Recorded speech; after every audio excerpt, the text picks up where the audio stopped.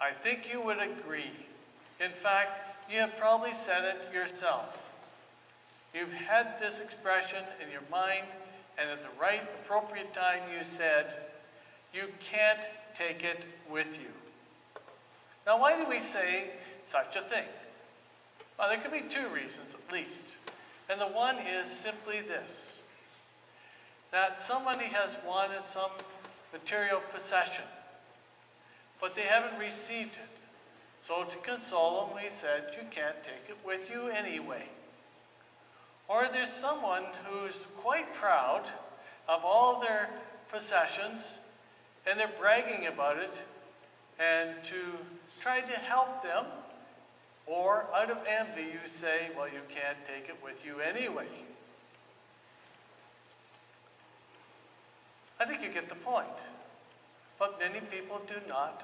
We live in a consumer society in which people want to gather things up. The new is supposed to be better than the old. And sometimes it is, sometimes it isn't. But let's take one step back. Jesus isn't saying here that we don't need things that are material. He says it's a good thing to have a house, to have clothing, to have food, to have a job. What he's saying is, material possessions aren't the most important thing you should have in your life. We need to be rich towards God. And a man said to him, "Tell my brother to give me more of my inheritance." And out of that whole conversation comes the parable of the rich fool from Luke chapter 12, verses 13 to 21. And we'll divide it into 5 parts. And the first one is simply this: a request that should never have been made. Now, you've probably seen it happen. I know I have. And it's not a very nice situation. I remember when I was about 7 or 8 years old, my grandmother died. And all the cousins, including myself and my 2 brothers, were playing upstairs in one room while they divided what my grandmother had, which wasn't very much. And we're having fun. And all of a sudden we heard yelling and screaming and crying. And they all came up, took us out of the room, and they took off. They were fighting over those possessions. And in Alliston, I had a funeral. I went to the visitation. There weren't many people there, and they were fighting over the possessions in front of the casket. And here we have a man who did not think that he was being treated right by his brother. And he said to Jesus, "Tell my brother to give me more." It was well laid out in Jesus' day. Right from Moses' time, the oldest son got 2/3 of the inheritance, and the others got the other third. But Jesus didn't do that. He said, "Who made me a judge?" And he didn't deal with it in that way. He did something that we need ourselves to realize. We need to follow God where he is leading us. And he had a whole ministry in front of him in which he had come to seek the lost, to give them redemption. Yes, there will be a day when that man who said those words will stand before Christ, and he will be their judge at the last day, the last judgment. But Jesus laid it aside to teach this man, and through him, us, about coveting. So there is a warning. So Jesus didn't give the man what he wanted. Instead, he gave him what he needed. And he said these words, "Be careful. Be on guard against all greed. A man's life does not consist in the abundance of his goods. There's a lot of people who think that, who think the more that they have, the richer they're going to be and the happier they're going to be. But I remember being in a hospital room in Wingham, a really rich man. But wealth doesn't bring you what you need. You know what he wanted more than anything else? Warm feet, and he wanted socks. And these words, be watchful, be in guard, are an imperative. That means Jesus is saying, you need to stop, you need to listen to me, you need to think about it, you need to put it into action. He's talking about coveting. And we learn about that, don't we? In the Ten Commandments, the 10th commandment of the Ten Commandments, it says, you are not to covet your neighbor's house, nor your neighbor's wife, nor his manservant or maidservant, or his oxen, or donkey, or anything that belongs to your neighbor. You know, I heard somebody talk, and it came from Africa. And someone said to him, I guess in Africa you don't have a problem with people coveting other people's things. And he said, all I need to do to covet is this, to look at my neighbor's roof. It's made of steel, mine's not. And I remember talking to someone who lived in a convent. There were nuns. They had hardly anything. And they said, we still have to watch because someone has a cross that I like better, and I want it. And in Ecclesiastes chapter 10, verse 5, it says these words. The man who has money will want more, and those who are wealthy are never satisfied with their wages. Watch against greed. Need to be rich towards God. Remember the woman at the well in John 10, the Samaritan woman? Jesus asked her for a drink of water. And in the ensuing conversation, he said, everyone who drinks of this physical water will be thirsty again. But whoever drinks of the water that I will give them will never be thirsty. Indeed, the water that I give them will well up into springs of living water. So there is the dilemma that the farmer had. Farmers are gamblers. I grew up in a farming community. Well, my dad being a farmer, and they're gamblers. Sometimes you get good crops and sometimes you don't. But when you get a good crop, it's really good. But this man had a problem.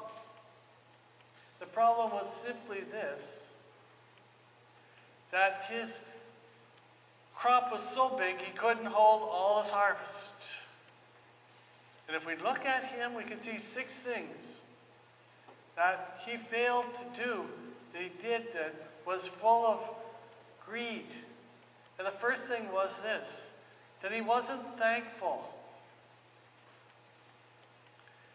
He sowed the grain, he worked up the land, but he didn't make it grow. He harvested the land. And he thought it was all him. And he wasn't thankful to God. And then he did something else. He was very self-centered. We see that within that parable. There are 54 words in the Greek, and 18 of them have these words, I, mine, and thine, or mine. And he was anxious. He had such a bumper crop. What was he going to do with it? What he wanted to do was he wanted to hold on to it, and he didn't know how to do it. And why he was so anxious was because that crop meant money, and money was his God, and he didn't want to lose it. And then we see within his psyche this thing. He did all the work. He said, it's my goods, my crop, my work. It was all him. He did it all. And why did he want to hold on to that crop? It was because he wanted to indulge himself. He wasn't thinking of other people. He was thinking about himself. And he said, so, you've got enough for many years. Eat, drink, and be merry. Now, I don't know whether he was going to paint the town red, whether he was going to do that literally, or whether he was going to sit back and just enjoy life. But he was also presumptuous. He thought that he was going to live a long, rich, easy life. But that's not the way it was. Because God said, this night your life is required of you. And who will get the things that you've stored up for yourself?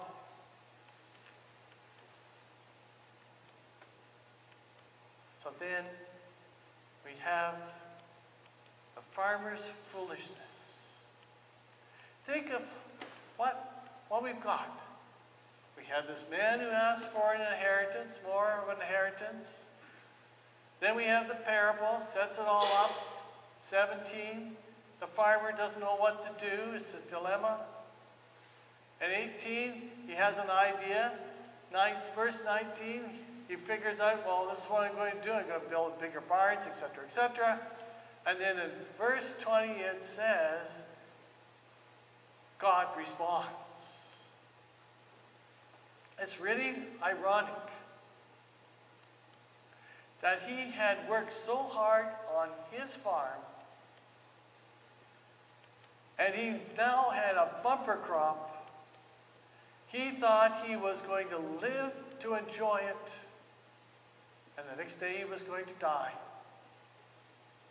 I remember when I was about 4.5, 5 years old, the train station manager was going to be able to retire. For about 6 months he was talking about this retirement and how he was going to enjoy it and what he was going to do. He retired. Within a week he was dead. We just don't know. And it's also ironic that this man thought he was talking to himself, but he didn't realize that God was hearing it all and knowing it all. And it's ironic that this man thought that he was so stable, he had it all, and he had lost it all. And Jesus says, you fool. What does that word fool mean? If we go back to Psalm 12, it says these words, the fool says in his heart, there is no God. Now perhaps this farmer went to the synagogue every Saturday. He may have even gone to the temple. He may have given lots of money to the temple or the synagogue. But you know, his heart wasn't rich towards God. He wanted that almighty buck.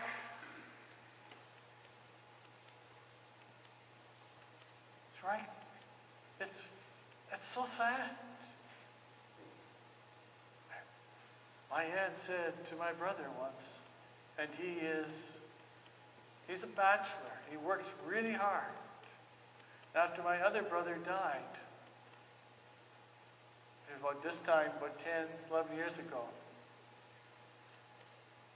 we were over at my Aunt Irene's place, and she simply said, "Terry, why are you working so hard for? Who are you going to leave it to?"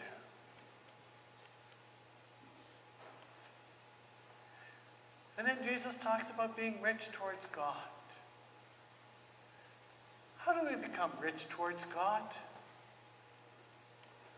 All religions try to deal with this, try to make themselves right with God, to be in good standing. If you go to Islam, they have a balance. And if you got, at the end of your life, if you got more good things than bad things, then you go to paradise. But no matter what religion you look at, they're always trying to find God. They're always trying to make themselves better before God. But that's not the way it is with our belief.